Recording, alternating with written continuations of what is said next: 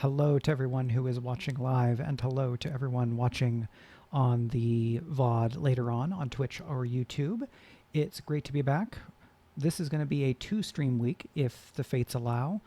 We're going to talk today about player best principles, and I did not sleep super well, so apologies.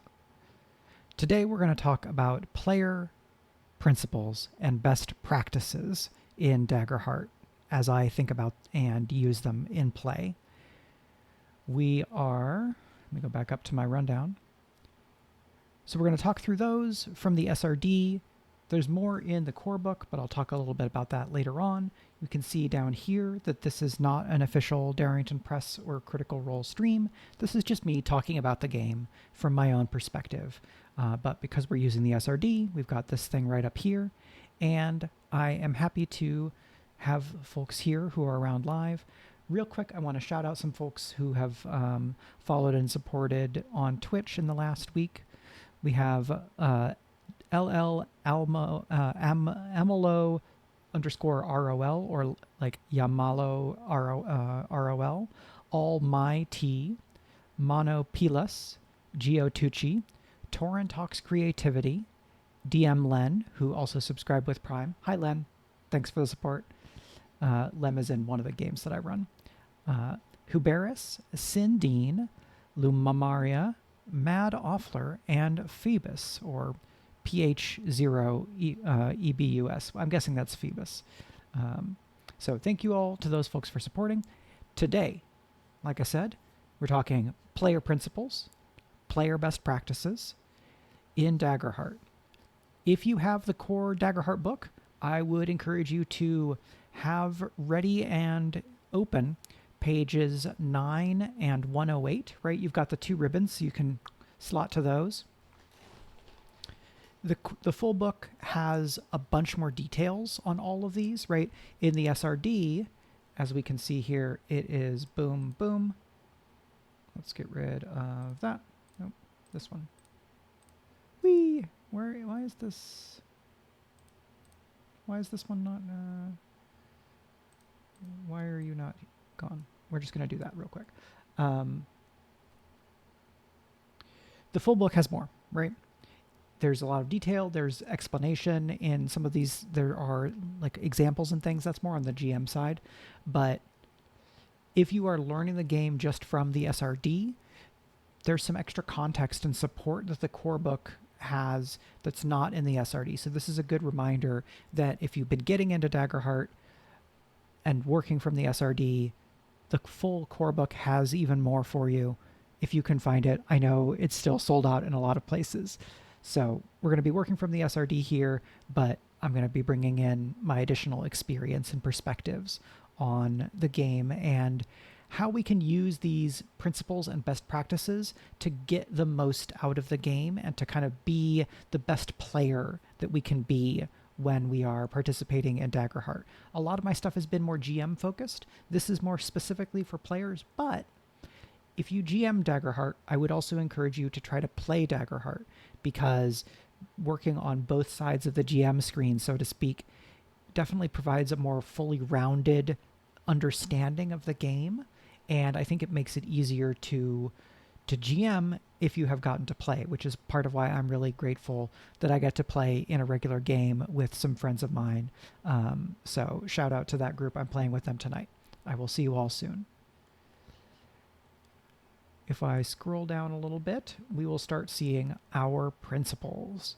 So the GM principles are: be a fan of your character and their journey, spotlight your friends, address the characters and address the players, build the world together, play to find out what happens, and hold on gently. These principles are sort of what Daggerheart, or what you are encouraged to do in playing Daggerheart, right? Like, these are the things that you should use as your guiding stars in being a player, to kind of have what you're doing be in alignment with how Daggerheart is designed and to have everything work most smoothly. That's kind of how I think about player or GM principles.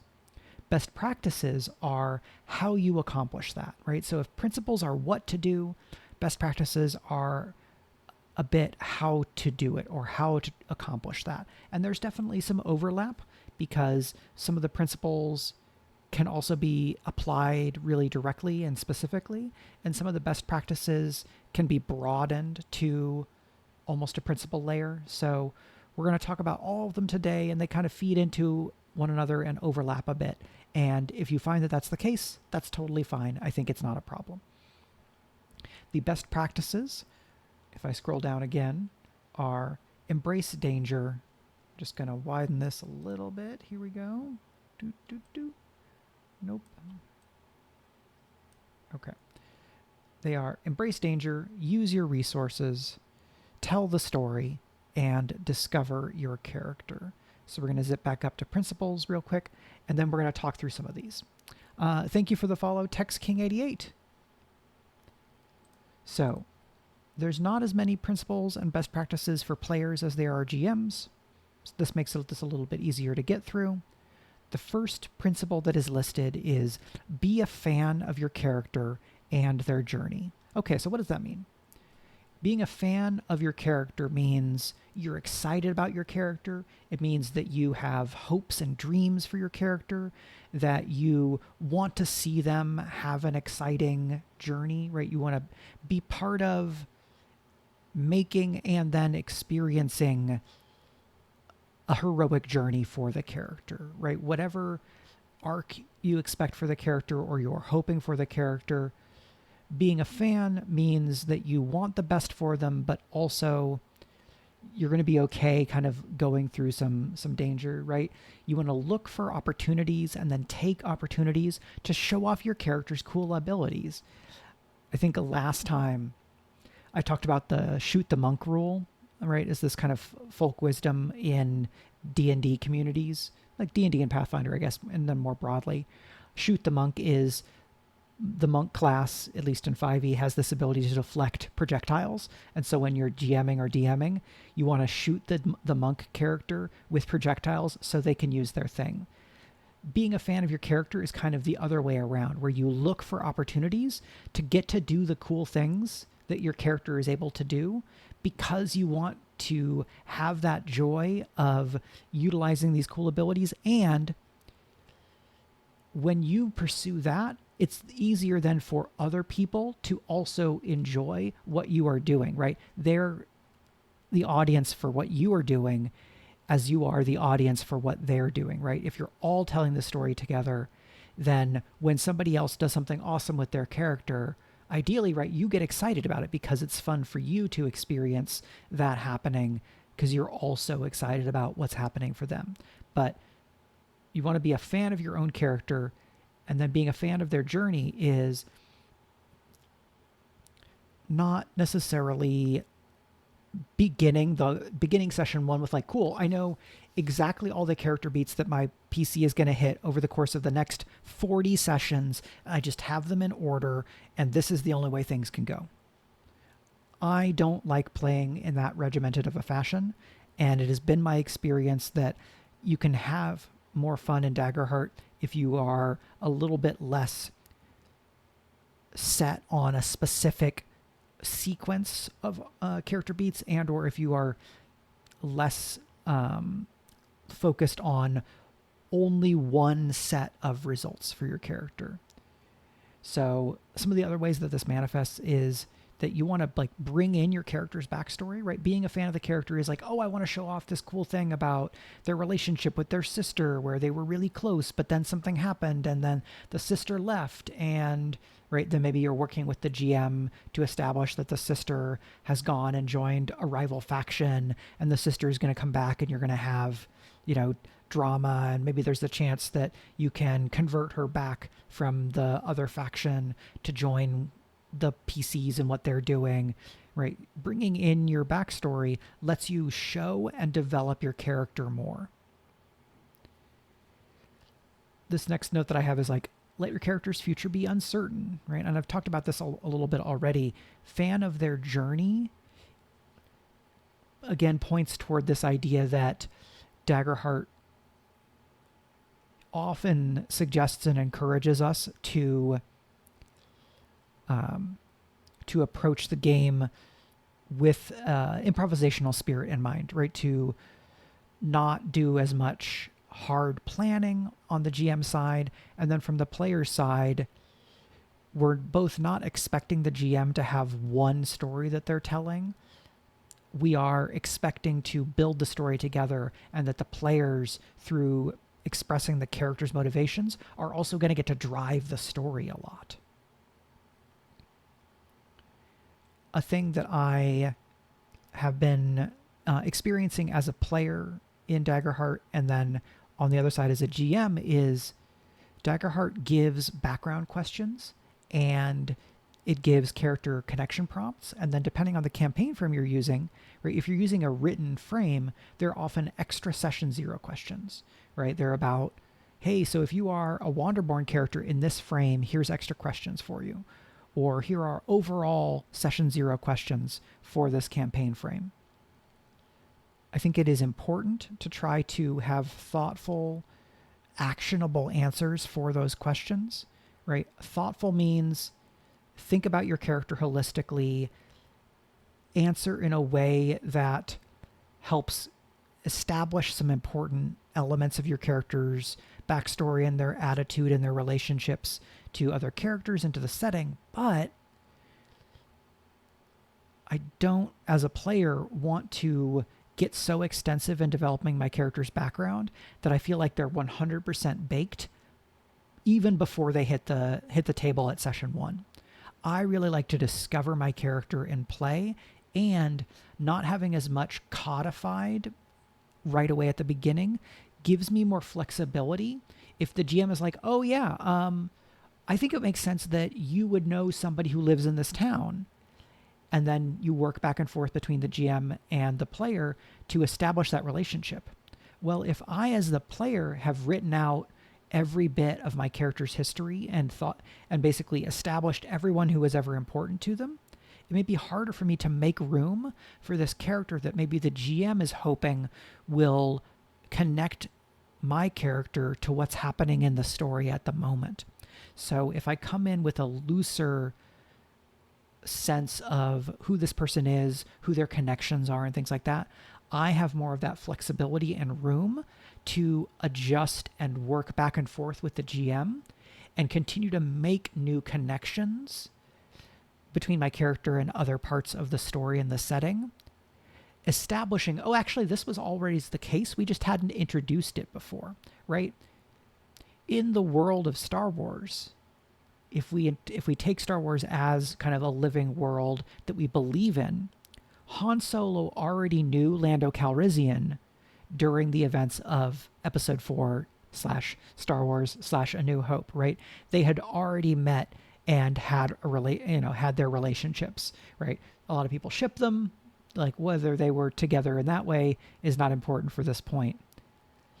If we were playing RPGs telling the story of those Star Wars movies, Lando Calrissian as a character might not exist until Empire Strikes Back, and the person who's playing Han says, well, I want to use my Syndicate Rogue ability to say that I know somebody who lives nearby and can help fix the Millennium Falcon. Right? The use of that kind of I know a guy, I know somebody move. And only through that move does Lando Calrissian exist. But he is created in a way as if he always existed, right? He is added to the story and to the integrity of the fiction. You go, okay, well, I know Lando. This is how I know Lando. And we're going to fill in that relationship going backwards from the point that the character is introduced. We're going to fill in that enough to keep moving forward. And then we're going to move forward with the understanding that this character has always been around and has had these relationships with Han and maybe with other people. And we're going to keep going. If the player playing Han said, okay, well, here's the 5 most important people in my life, and 3 of them are the people who've screwed me over the most, and 2 are the ones that I love and owe the most to. Nobody else can kind of come in more important than those 5 without a lot of work to adjust things. So just having more flexibility gives you that versatility, which I think works really well with how Daggerheart plays in terms of what it is encouraging you and trying to empower you to do when you're playing. Okay, so that's number 1. Number 2, spotlight your friends. This kind of builds a little bit on the previous one, right? You want to be a fan of your character, but spotlighting your friends is because you're excited about what they're going to do, what their characters are going to do, right? We want to try and create moments for other people to get to do their cool stuff, just like you want to find moments to do cool stuff with your own character. Hi, Almighty. Yeah, I really love the design structure of articulating player and GM principles and best practices. It's one of the things that I like the most about kind of the Power by the Apocalypse and Forge in the Dark type games. And so I was really happy that this element ended up in Daggerheart, and the game gives players and GMs really direct thoughts on how and why to get the most, or how and what you can do to get the most out of the game, to kind of re-paraphrase. So spotlight your friends means look for opportunities to point the spotlight at them, find chances to, in the fiction, set them up to do those cool things, find chances when you can assist them, right? Use the assist mechanic to try to make what they're doing more likely to succeed. Use your support abilities to help them get to be the hero in certain moments. And another thing in Spotlight Your Friends that I think is important and kind of I view as an answer to one of the things that some folks have raised as something they worry about in Daggerheart is this idea that in a game that doesn't have a formal kind of everybody gets one turn in a cycle initiative, that quieter players are going to kind of get talked over or fade into the background. Players have agency in this too, right? If you have 4 PCs, if you have 4 players and a GM, that's 5 people. All 5 of those people are responsible for balancing the spotlight between different people in the group. The GM might have the most responsibility or the most authority to manage the spotlight, but you are all telling the story together, is how I approach Daggerheart. And for me, I feel like if I'm a player and I see that somebody hasn't gotten to contribute in a while, or I as a player am curious about what their character has to say about something, or I want to make sure to make room for them as the player to get to kind of take the spotlight for their character, as one of the people telling the story, I have the opportunity. I should take the opportunity and make the opportunity and feel empowered to say, hey, we haven't heard from Tim in a while. I really am curious what his character has to say about this, right? Or you find moments to try to spotlight your friends, like, oh, well, Tim's a wizard. So Tim, do you think your character would be able to like solve this magical riddle? Thinking about your collaborators, right? Your other players as, right, full humans that deserve the chance to get to shine and have fun, right? That's kind of a baseline thing. But the GM is not the only person who can direct Spotlight or can suggest directing Spotlight or who can ask questions to other players, right? When I'm playing, sometimes I will use a question addressed to the player or the character. It's kind of a preview of one of the next principles, to try to suggest directing Spotlight to them, either because they haven't gotten to contribute or just because I think they may have something cool and interesting to contribute. Or if the spotlight comes to me and I feel like I've already had a lot of spotlight, I might take that opportunity to have my character focus on another character, looking to them for help or trying to engage them in, banter or in conversation or something, right? When you get the spotlight, one of the things you can do with it is pass it on. So, right, that's how I think about spotlighting your friends. I already kind of previewed this. The next principle is address the characters and address the players, right? So when we're playing Daggerheart, I am Mike, the player, and then I represent my player character. Similarly, the other players, I can talk to them as players, right? We are playing the game together, we are telling the story together, or I can address their character, the person who exists in the story.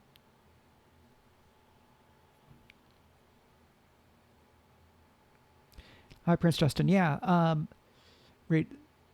Daggerheart does, I think, require that players take some responsibility to share the spotlight, right? A game with a more formally structured round robin initiative system, right, where everybody has to get a turn before anybody gets another turn, more or less. That can it creates a certain degree to which people are not going to get overshadowed, but it has its own drawbacks, right? It is a more rigid structure. It's not as easy to respond to the moment. There's different reasons why you might want to use one or another initiative system. For Daggerheart, I think there's a lot of upsides, and for me, one of the best ways to address a potential downside of somebody getting overshadowed is for all players, all participants, to feel like they take some responsibility in sharing Spotlight and that they are empowered to try to share or redirect Spotlight so that people don't get overshadowed.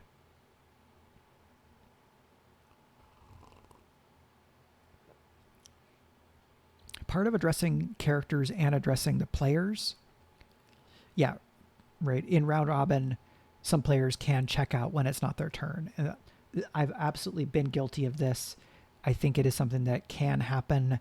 There's definitely ways to try to address it. And one of the ways at the game design level is a different system. So here we are.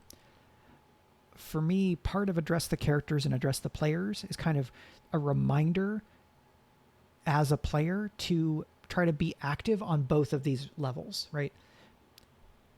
Think about and engage with the game and the story as a character, and think about and engage with the game and the story as a player, right? It means if I'm really, really immersed in my character and I'm not thinking as a co-storyteller, I may miss out on the opportunity to share Spotlight or any number of other activities, right? If I'm just being a character, it's going to be harder to contribute as a co-storyteller because the character doesn't get to establish things in the world that the player might get the chance to or want to suggest doing, right? Last week I talked about some ways to kind of so I had the essay that's about developing your shared storytelling skills. And then in the stream, I talked about paint the scene, right? Paint the scene is a player activity. So if you're really fully immersed in your character, you then have to break out of that to engage as a player. And I know that for some people, immersion is a really high priority, right? It's one of their major, if not the major aesthetic agendas. And so I would say, if that is the case, that's something to think about if you're engaging with Daggerheart, right? Do you need to adjust the way you're playing so that you can contribute on both of these levels? Or if that immersion is really a priority, maybe that's a reason to revisit the discussion about what game you want to play, right? For me, no one RPG is perfect for everybody or perfect for every table. Part of what I want to do with these streams is to make it clearer and easier to understand for folks whether Daggerheart is a game that they want to try out, that they want to stick with, or whether there is a mismatch between what they want and what I think the game is asking or can deliver, right? And anyone's experiences of what the game is asking or delivers can be different, right? I'm just trying to help from my own perspective. Another thing that's useful in Address the Characters and Address the Players is that this is encouragement in differentiating between what your character says and what you, the person, are saying, right? You can do that with a character voice, or you can do it just ahead of time. You can say, I play a character named Kira, right? Kira says XYZ. If I'm using a pronounced voice for the character, I can just ask it using that voice, and that will hopefully differentiate between what the character is saying and what the player is saying. I have seen and heard in actual play folks who have a character voice, and then they use that character voice in character and out of character. I understand some of why that you might use that, because it will help you hold on to the accent and the mannerisms. But for me, that can be tricky, because then I lose that vector or that element that helps me understand whether it's the player talking or the character talking. So remembering to address characters and address players, right? You can address player to player. You can address character to character. It's uncommon that you'll address from character to player, because that's like breaking the fourth wall. But right, there's a little bit of player asking character, right? Or player asking about character to the other player. So it's useful to think about a little bit of that, player, character, how do the lines of communication go? Okay. The next principle is to build the world together, right? And this is a principle. So this is one of the big things that we're being asked to do in a lot of, especially kind of a certain tradition of TTRPGs. Mostly world building is the GM's responsibility, or the DM's responsibility, or whatever that facilitator, referee type person, right? Whatever they're called.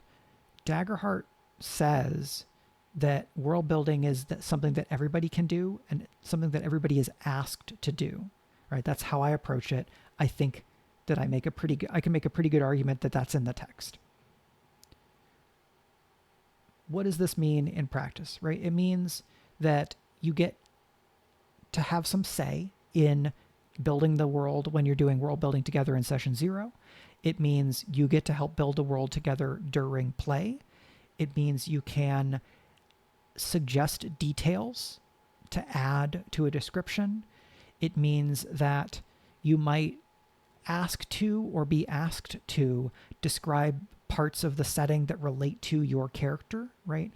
In games that I run, if somebody is the only person from a certain ancestry or a certain community, I will often look to them to establish some details when I have questions, or when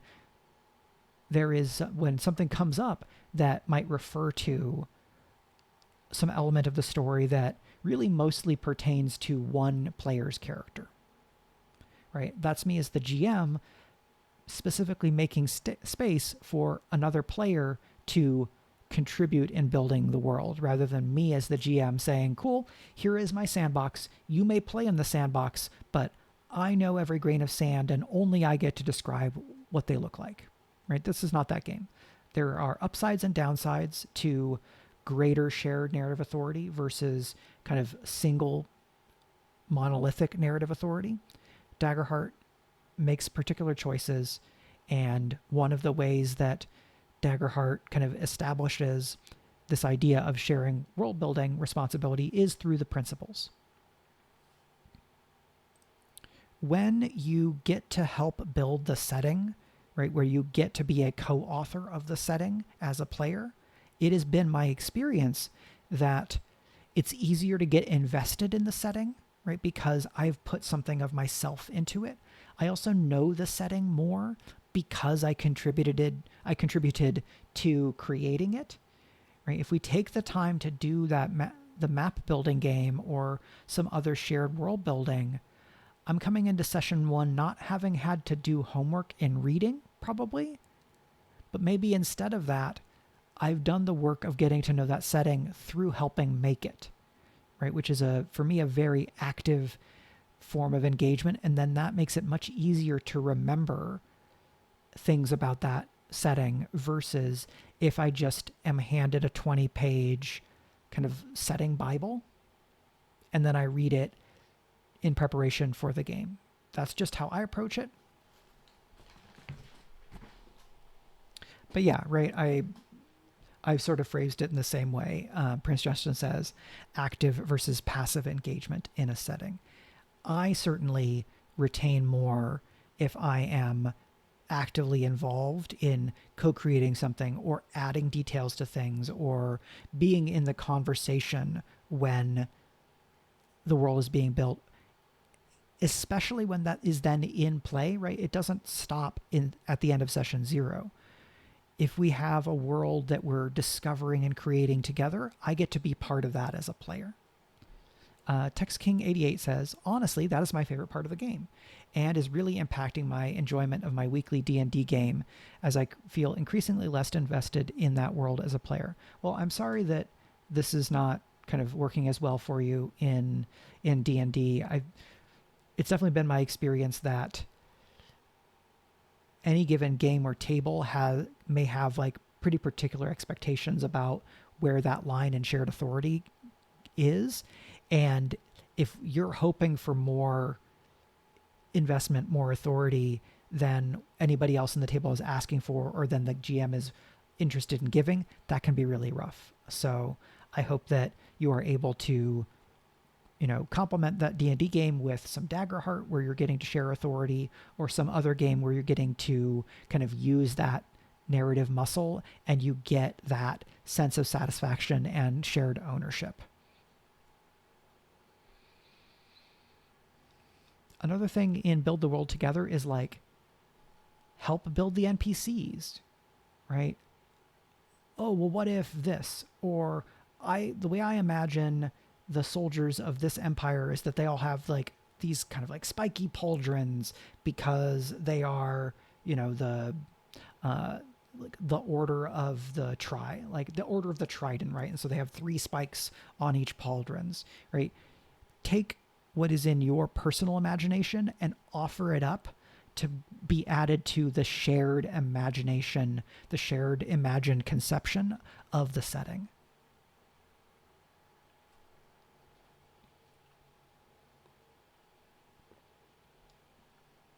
I got a note from someone on YouTube encouraging me to take my drinks away from the microphone. So I'm trying to remember that. And if y'all can help me try to remember that, I would be grateful. Okay, we're on to principle 5 of 6.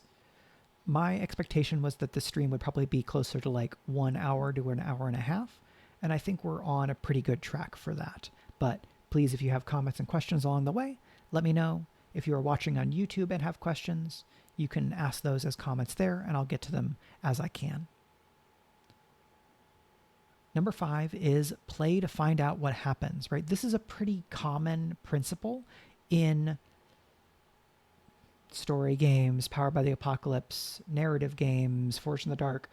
There's a bunch of different labels for overlapping but not identical conceptions of sets of games. So apologies if I use a variety of labels that maybe have more or less overlap for different people. Play to find out what happens. The text describing it in Daggerheart is not identical to how it's described in other games. But what I bring to the table when I think about play to find out what happens is that I am open to being surprised rather than going into a session thinking, okay, well, this is going to happen and that's just how it has to be.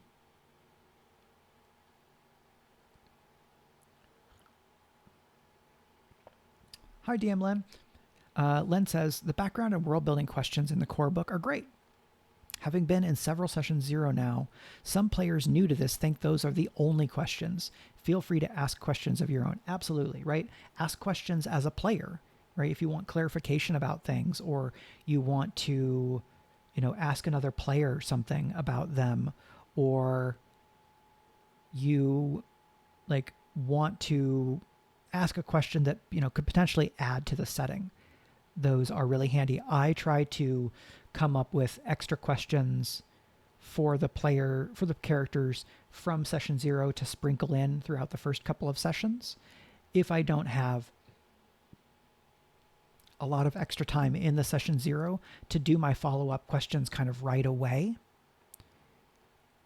When I remember to and when I have the time, I try to ask follow-up questions when people are describing their characters or answering background questions or giving the answers to their connection questions, either when I need clarification or when something just kind of comes to mind and I'm curious and I want to act on that curiosity in the moment.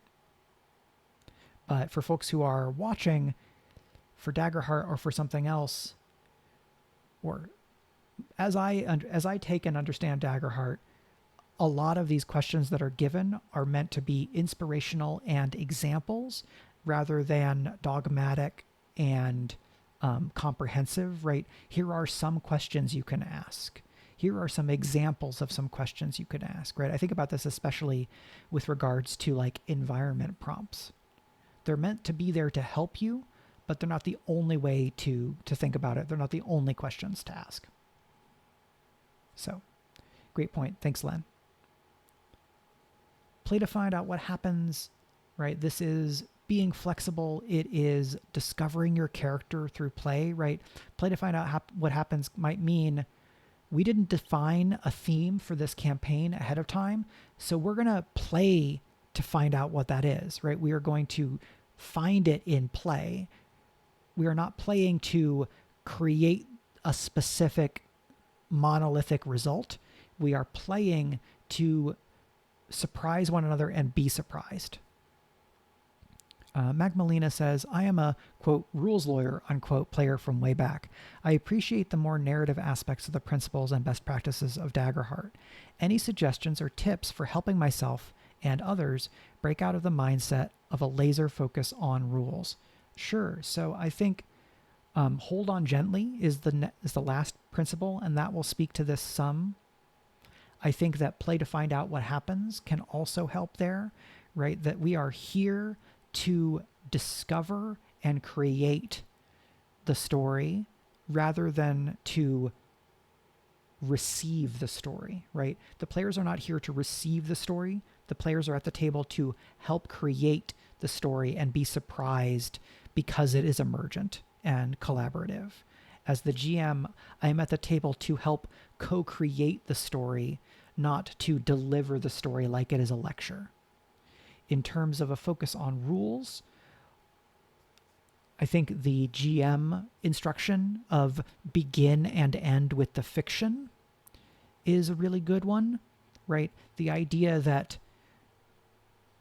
any move or call for a roll needs to be prompted by what is happening in the world of the story. And by saying that we begin and end with the fiction, it's reminding us and reaffirming that the fiction, the world of the story that we are telling together, the memory we have of what is happening in that world is our primary focus. And that the rules, the mechanics, are the ways that we kind of address uncertainty and ways that we create specificity or describe or define how things that would otherwise be uncertain in the fiction can happen or may happen. Is kind of a big way of how I think about this. Looking at my play to find out, right? Play to find out what happens is also get excited about complications, right? You have what you're trying to do as your character, but if every role in Daggerheart is supposed to be important, as I think about it needing to be based on what the principles and the writing of the book, then a role is important because it always has these implications, right? You only call for a roll when then there is uncertainty and when there is the possibility for interesting complications. And so setting up an action roll should be, oh, I'm excited. What's going to happen, right? I should be able to be excited about a bunch of different possible results, right? Getting what you want and being able to move forward toward your objective, getting what you want, but that being a complication, or something emerges that gets in the way of you accomplishing what you're trying to do and elevates or escalates in some way that then creates a new situation for you to be able to respond to. Fazakkerly says, I think we can also regard the narrative guidelines as rules as well. So spotlighting, etc., is a rule, right? The rules of the game are not just here are the physics of this universe, right? The rules are here is how we play this game. Here is how we interact with one another. So great point, Fazakkerly. Thank you. Right? If we think about the rules and the fiction as kind of being collaborators with one another, as being two parts of a greater whole, right? That the experience of play is beginning in fiction, engaging with mechanics, using the mechanics to feed back into the fiction and inspire the fiction, then it's hard to be monolithically focused on rules if you're always kind of flowing in and out between and interconnecting the fiction and the rules. If you're only living in rules space, but then everybody else is spending a lot of time thinking about the fiction, you're kind of going to be left out. And I wouldn't want anybody to feel left out. So maybe does that make it easier to remember to return to the fiction, to try to begin moments in the fiction, begin scenes in that way as well. Other things that I try to do as a GM, and this is kind of a little bit parallel because we're talking more as players today, but something I'm trying to do as a practice is when I gain fear during downtime, a way I can help create that sense that fear is rising is to provide a short description or cutscene that gestures toward the forces of fear gathering strength. So in a game I ran on Monday, the players kind of were making their way through the woods and took a short rest before they got to the mine that they were trying to get to, right? So they do all of their short rest stuff. I roll my 1d4 to see how much fear I gain, and then I cut away to the mouth of the mine and I give a short evocative description and talk about how a voice from inside the mine calls out, bring him back, right? And none of that had been established before. So the players are like, what is happening? What is this voice? Why is it doing this? That is creepy. So I didn't spend a fear to do that. I did that to show why fear was rising. And this is a little tricky, right? Because, okay, well, this is a GM move, but the mechanics of Daggerheart say you gain fear during a downtime. And if we always begin and end with the fiction, me gaining fear should return to the fiction, should reflect on the fiction. When I do these cutscenes, I'm trying to always just be evocative rather than being like, aha, I've used my secret downtime cutscene to do something that otherwise I would definitely feel like I needed to spend a fear to do. Now, sometimes I might also spend a fear to cut away to something creepy. But I am experimenting with this idea of when I have these fear gains from downtime to express them in the fiction in some way. And so far when I've done it, the response has been pretty positive. I haven't felt like it is breaking the economy, right, where I should have had to spend a fear to do it, because instead it is reflecting how fear is rising in the setting overall. But I think that's it's a fair response or challenge to that approach of like, well, to me, that feels like something where you should be spending fear rather than gaining it. And I think that's a reasonable interpretation.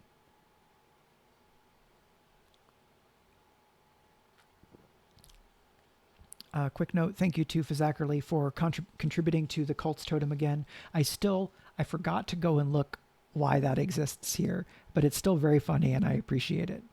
We are going to have a sharing spotlight stream on Friday where I am going to talk about Fabula Ultima, the TTJRPG by Emmanuel Galetto. I am playing in a 2-shot where we've done one session and we're doing another one tomorrow. So by Friday, I will hope that I have even more things to say. Phoebus says, that's a great idea. I've been hesitant to use cutscenes in games in fear that it will break immersion, right? And that's a fair consideration, right? What is the table looking for from the game? If they want to experience the world just through their characters' immediate experiences, then maybe that is not as good a way of showing how fear manifests or how fear is growing.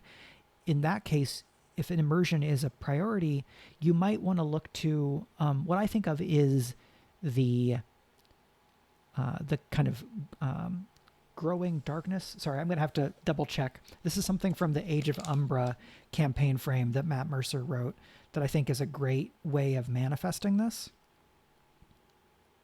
Right? In Age of Umbra, when you take downtime, you have to make a roll, or the GM makes a roll, Lurking Darkness, right? So in Age of Umbra, every downtime, the GM makes a roll for Lurking Darkness. And a lot of the results are that the GM gains fear. And what Mercer has done in the Age of Umbra miniseries during some of those downtimes is describing some element of or moment of fear taking place around the PCs to illustrate that directly. And maybe that would be satisfying in a game where players don't want to feel like they are watching a movie, right? They instead want to feel like they are in a story. And maybe you can use that type of move instead of cutting away. GH Leo says, I like the idea of showcasing fear rising in the scene. One idea is it's a non-intrusive GM move instead of interrupting the player's flow, and perhaps should spend a fear instead. Yeah. And Phoebus says, I think DH's fiction first principle leads into adding narrative elements like cutscenes or cinematic moments. Yeah, I tend to fall on that side as well, Phoebus, right? I started playing RPGs before I got really serious about fiction. But for me, in fiction and in TV or film, there is the narrative technique of switching to a different perspective to show oncoming danger. And it's absolutely the kind of thing you can do with a GM move that requires spending fear, right? Unless you are prompted otherwise. But if I wanted to be like arguing, if I wanted to sort of rules lawyer from within the rules of Daggerheart just as an academic exercise, I could say, well, during a downtime, the players are doing their stuff. And when they are done with their roleplay and their actions, they look to me for what happens next. Well, that is a prompt to maybe take a GM move. And I could say, well, in this case, the GM move that I'm taking is I am expressing how fear grows through cutting away to showcase future danger. Right? And so that the GM move is I take my downtime and then I express it in the fiction. That's a way we can argue. I have not gotten like big pushback on the way that I've approached this. So I haven't kind of spent as much time like thinking about it in that way in terms of like a really, we have to live in the text interpretation. And again, announce future badness to use the Apocalypse World term. Exactly. Again, these are all interpretations. If Daggerheart is a rulings over rules game, then this is how I make these rulings. And if somebody I'm playing with feels like that's a cheat, then that's a conversation we'll end up having. Fizzackerly says, one of my characters is a fungirl, so I've been using the mycelial network for these sort of cutscenes. Absolutely. I think that's a great idea. Okay, so we're almost at an hour, but there's fewer best practices than there are principles, so I think we're still going to be good. The last player principle is hold on gently.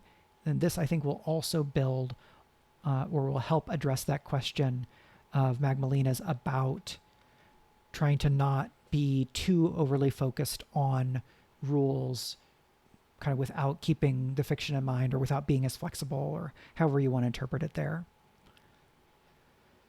In other Powered by the Apocalypse and Forged in the Dark games and games of that style that use these principles lists, I most commonly see hold on lightly.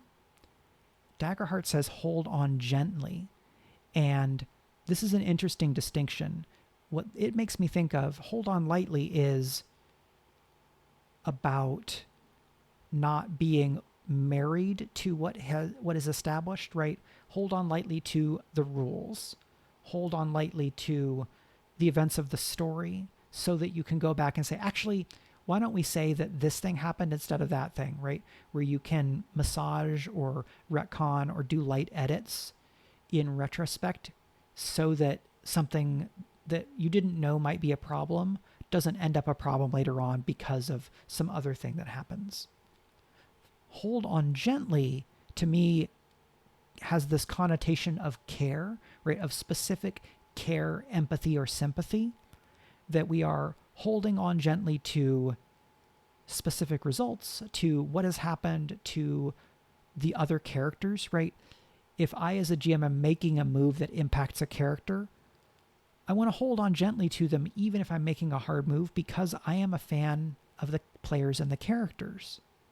So holding on gently can mean to, right, collaborate with one another to smooth out rough edges if they emerge, right? Hold on gently if there is a disagreement about the rules, because we're all here to help one another tell us fun story that we're all going to enjoy. We hold on gently by trusting our fellow players and our GM when they make decisions you didn't expect.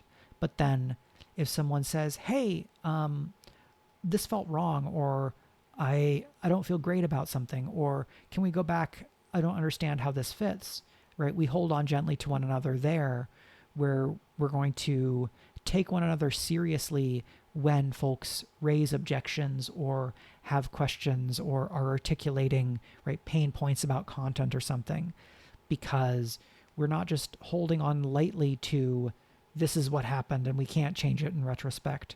We're holding on gently to the rules. We're forgiving mistakes from one another. We're trying to not be draconic in our interpretations, but we're trying to also be gentle with one another. So I really like the phrasing of hold on gently.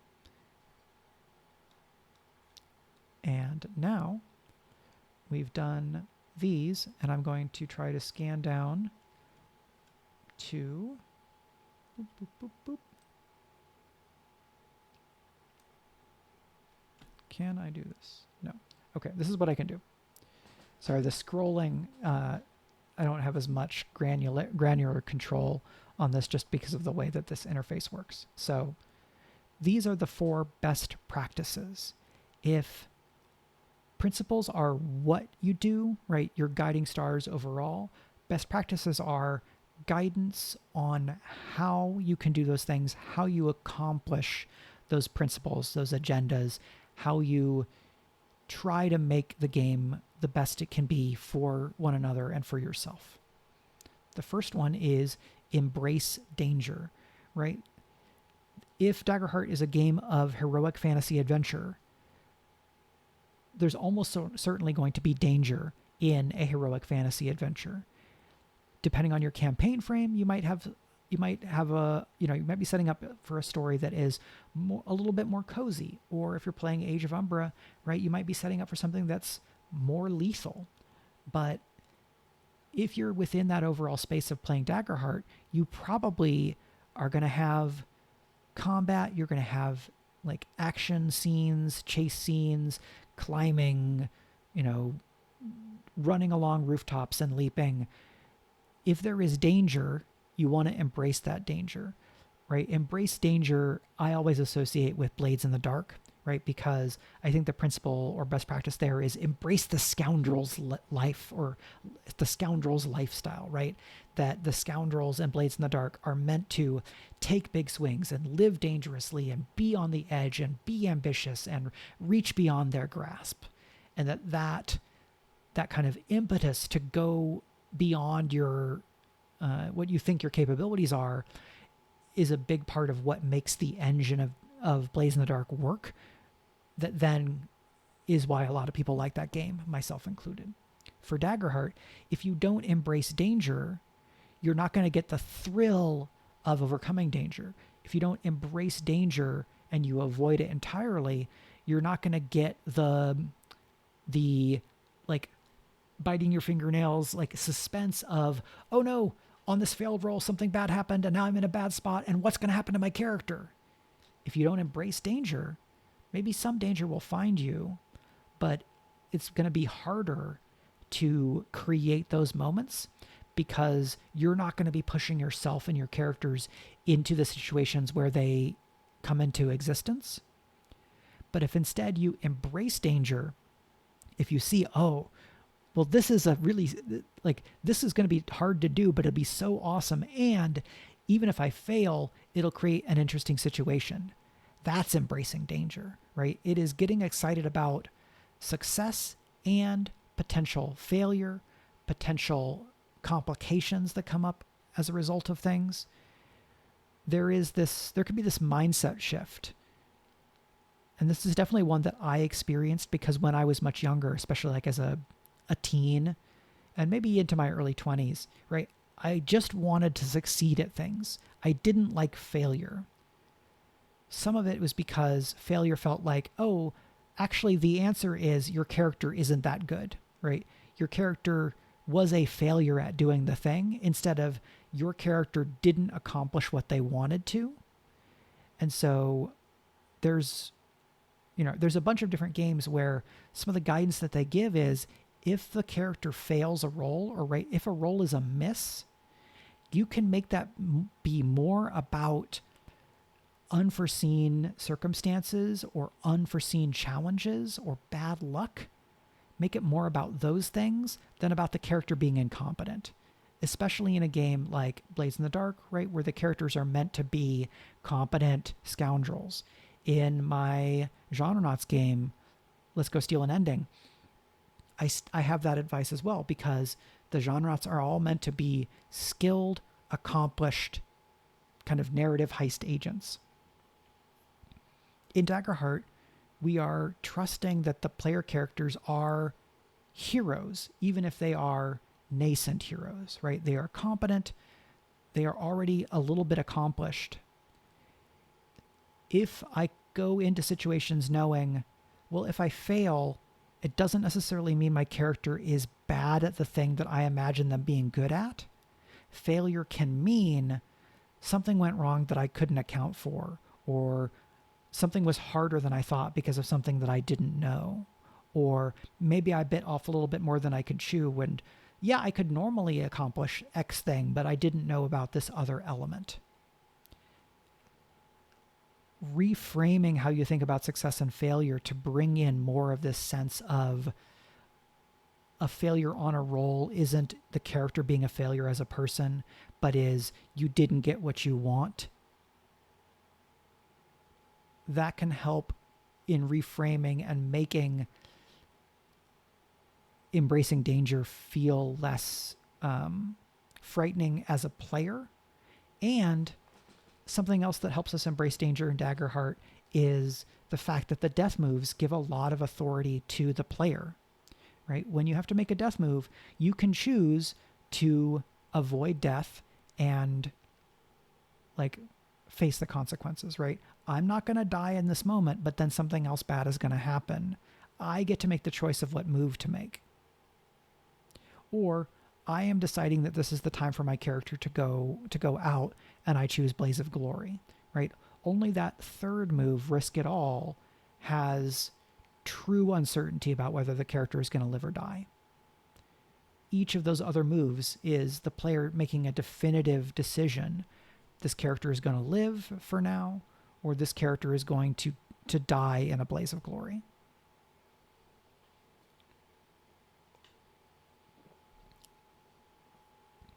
So that's Embrace Danger. I feel like I got to have more fun more of the time playing TTRPGs once I learned to embrace danger. Now, sometimes danger is scary to embrace, or I get more frustrated when I don't succeed on a roll because I was so excited about what it would be like if the character succeeded. And that's just something that we have to kind of come to live with as people that play games of this sort. That if you could always accomplish what you wanted, that takes some of the tension out. Now maybe you want to play a diceless RPG where it's about resource management, and so if you spend the resource, you know you can do the thing. Well, that's a different mode of play, and that's not what Daggerheart is, so it's kind of a different conversation. So for Daggerheart, a game that has a dice-based resolution system and resources that interact with that, there is uncertainty when you make actions that have a specific level of like dramatic impact and where there are meaningful consequences as a potential. Prince Justin says, the Beast Feast setting, as we interpret it and play it, doesn't feel like the characters are not quite even nascent heroes just yet, since they are so new, it being average villagers and using so as improvised weapons and armor. Thoughts? Yeah, Beast Feast is interesting because it makes that framing, but I think there's a reason for me why these particular people are going into the caves, because, okay, well, they may not think of themselves as a ranger yet, but they're already a hunter.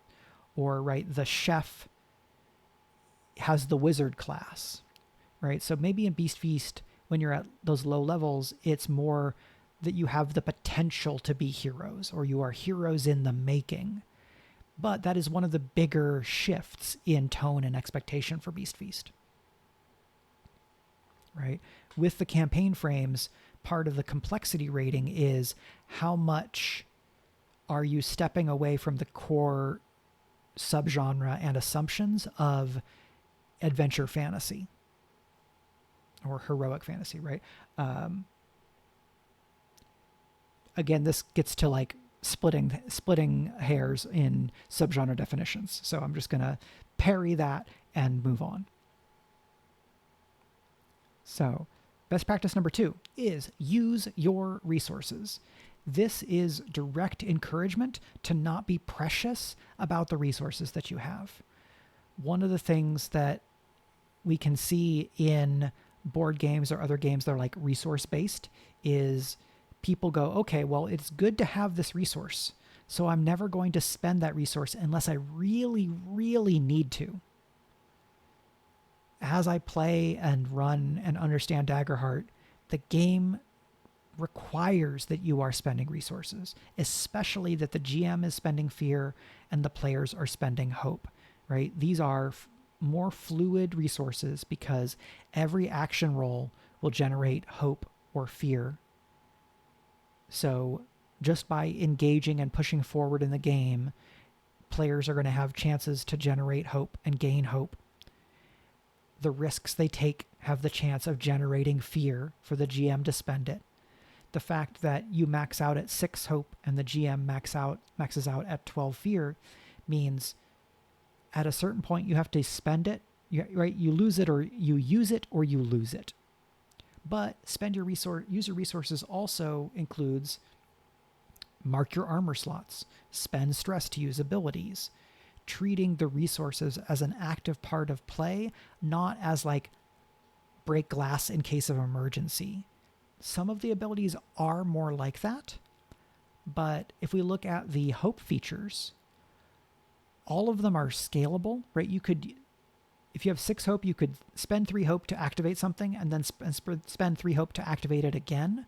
And a lot of those hope features, there would be some kind of like cumulative bonus to having done so. So it's not like I spend this and then I have a toggle and there's no reason to ever engage with it again. Some of them are a little bit more like that, right? The Druid's evolution form, if you use it and then you use it again, you kind of lose the bonus of the first one. So it's a little bit different, but for a lot of them, you could just stack 2 on top. You could go, I have six hope. I'm going to spend this thing and then I'm going to spend it again, either in the same kind of spotlight for the players or pretty soon after. These hope features are a way to make sure that if you've got 5 or 6 hope, you have something to do with it.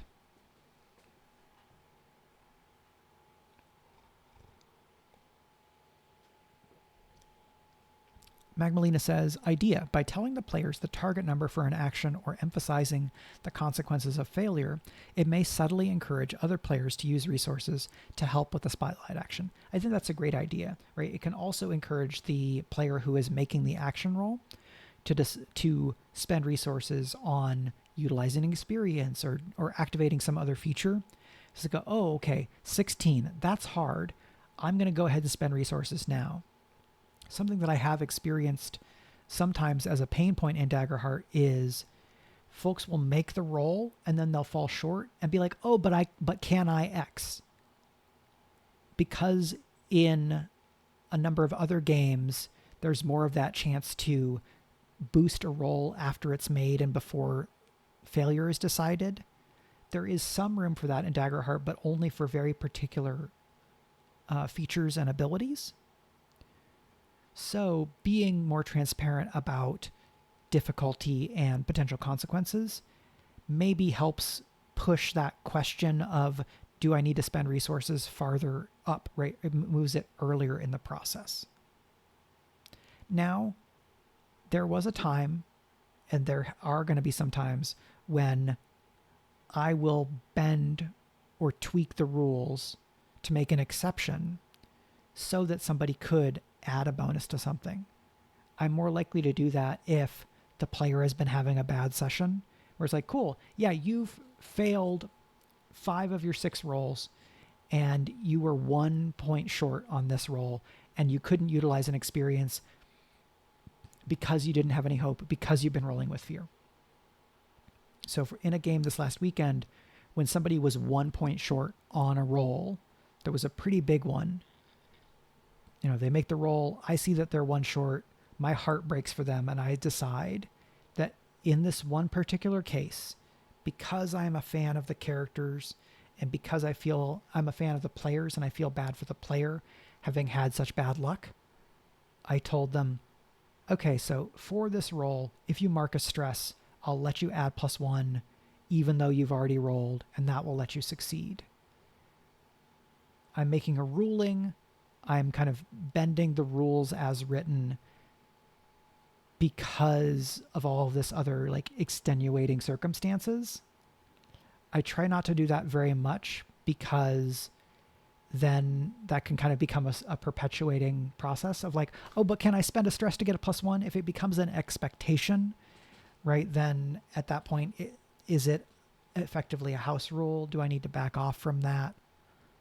But we can avoid some of that by being more transparent or emphasizing the danger more earlier on, which then encourages players to use their resources to return to the best practices here.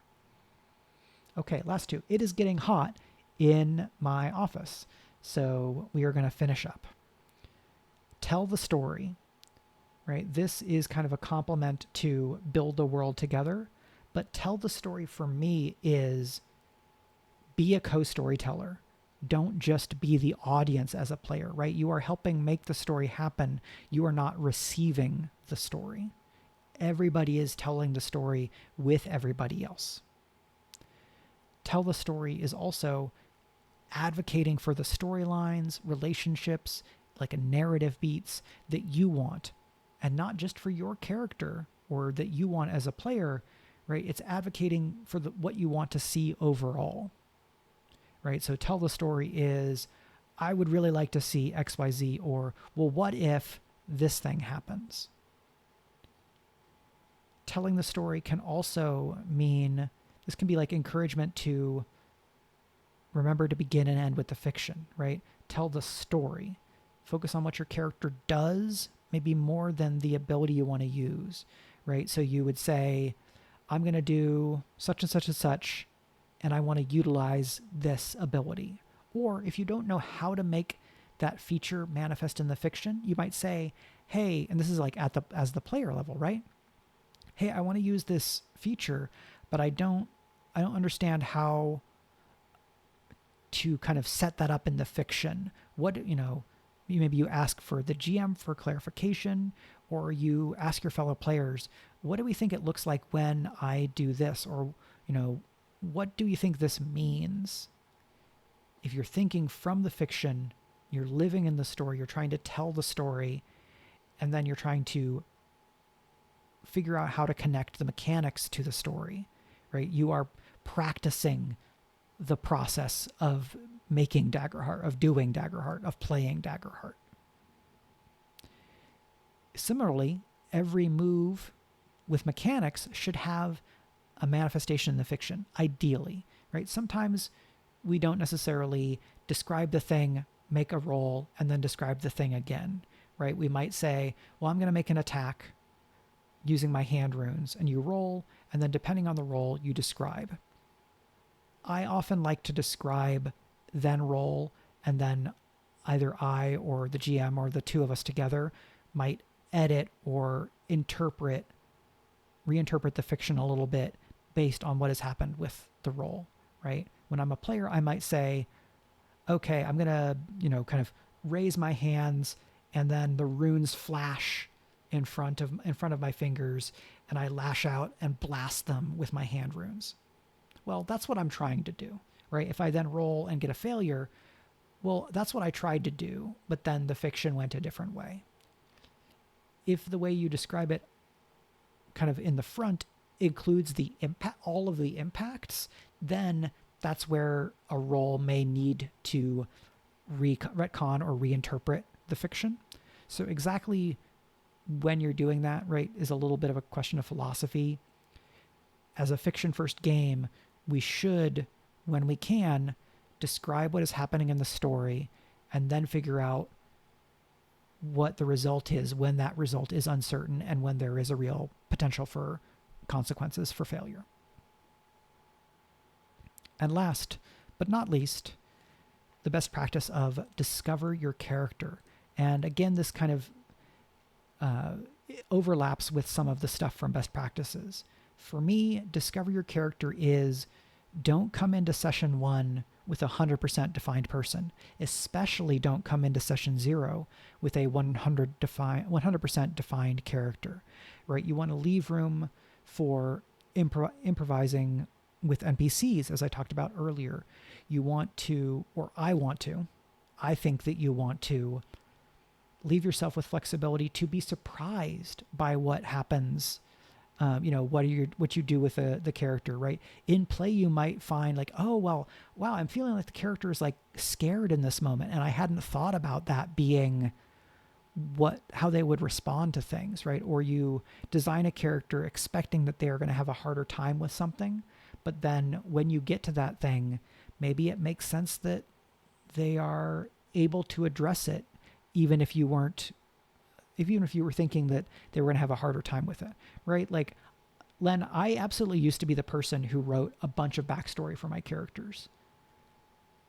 What I've learned since is what can I write? What's the least amount that I can establish for my character to give me a solid sense of who they are to get me started? But I'm also a professional novelist and a game designer, right? So I've spent a lot of time figuring out what I need to be able to play a character. If and when I get somebody who's bringing a ton of backstory to the table, then that becomes a discussion about, okay, well, I'm going to read through all of this and we can draw from it, but we're not going to establish all of this as canon in the fiction up front. We're going to treat this as resources to draw from, and it becomes real once it shows up in play.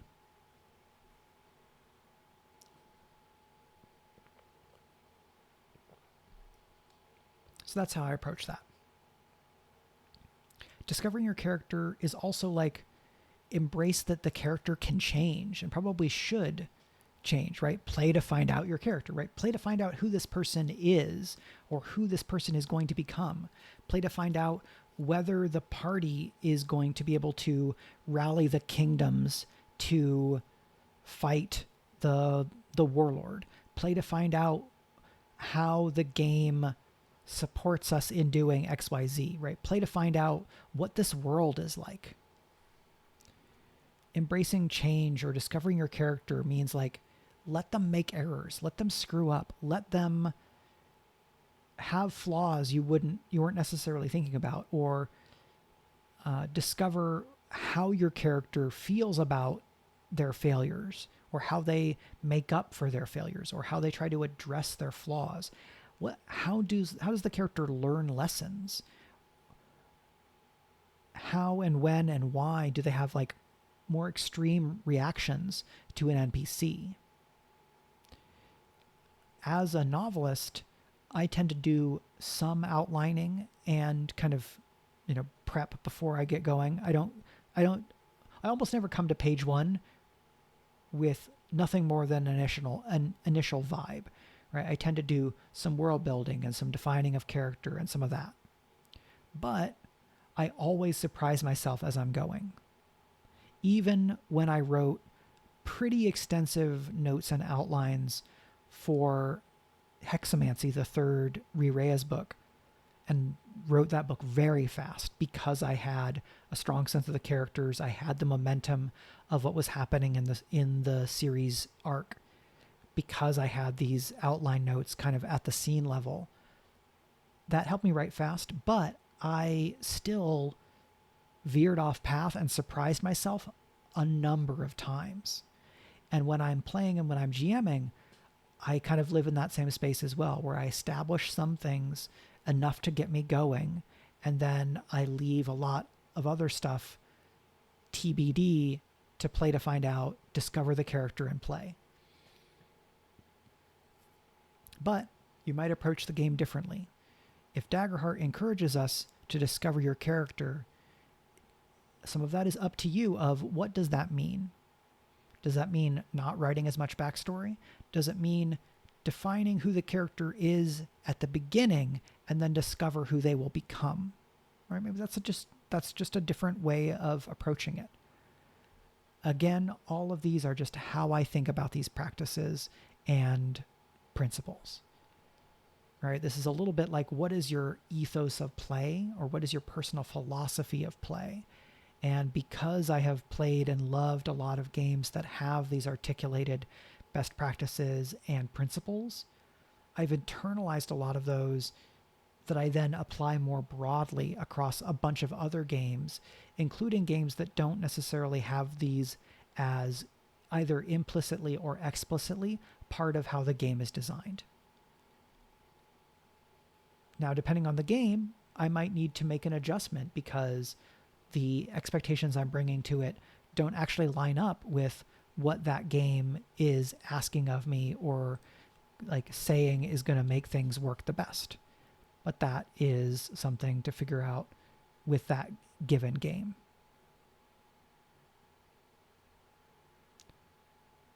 Okay. So that is our player principles and best practices. I am going to drop that again, and okay, that thing is off the screen. A lot of great questions and comments from folks in the chat today, so thanks everybody for hanging out with me. Thank you so much, Phoebus, for the Prime subscription. The sound is playing.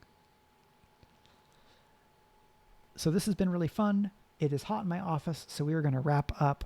So thank you to Fizzackerly, to Phoebus, to DM Len, to Prince Justin, to GH Leo, to Magmalena, to Tex King 88, and Almighty, as well as everybody who is watching live, and all of you who are watching later on the YouTube. If you're watching live or before Friday, July 11th, I'm going to be streaming again this week, talking about Fabula Ultima, by Emmanuel Galetto as the first stream in the Sharing Spotlight series, where one of my principles as a streamer and game designer is to share a spotlight with other RPGs so that folks can get excited about playing a bunch of different games, because every different game has different things it can offer and different ways of getting to have fun. And playing more different games, for me, makes me a better player, GM, and game designer. So that's the reason for all of that. Thanks for hanging out with me, and I will be back later this week. Until then, stay cool if you are in hot places in the world, and enjoy all of your games, and I'll see you next time. Bye.